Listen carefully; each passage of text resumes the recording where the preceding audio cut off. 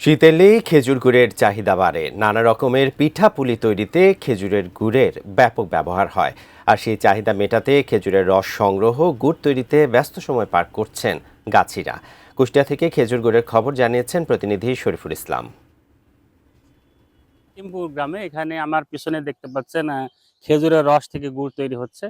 আর এই খেজুরের শীতের সময় এই গুড়ের একটা চাহিদা সবসময় থাকে। কুষ্টিয়ার খেজুরের গুড়ের চাহিদা থাকার কারণে এই গুড় তৈরিতে যারা কাজ করেন তাদেরকে গাছি বলা হয়। কুষ্টিয়ার স্থানীয় গাছি পাশাপাশি নাটোরের থেকেও অনেক গাছিরা আসেন এই কুষ্টিয়াতে।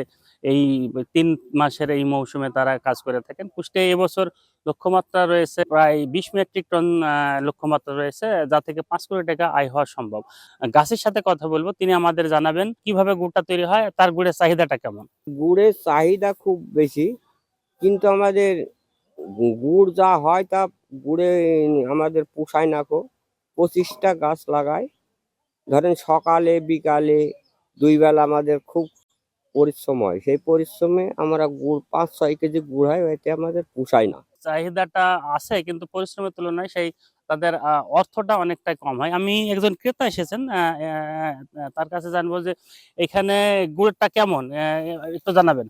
এখানে গুড় মোটামুটি অনেক ভালো, অন্যান্য তুলনায় নিজে হাতে তৈরি করছে, সেটা দেখে শুনে গুড় নেওয়ার জন্য আসছি। গাছের চারা রোপণ সহ অন্যান্য যেসব বাড়তি যোগানের প্রয়োজন সেগুলো যদি কৃষি সম্প্রসারণ অধিদপ্তর সহযোগিতা করে, তাহলে হয়তো এই খাতটিকে আরো সমৃদ্ধ করা সম্ভব।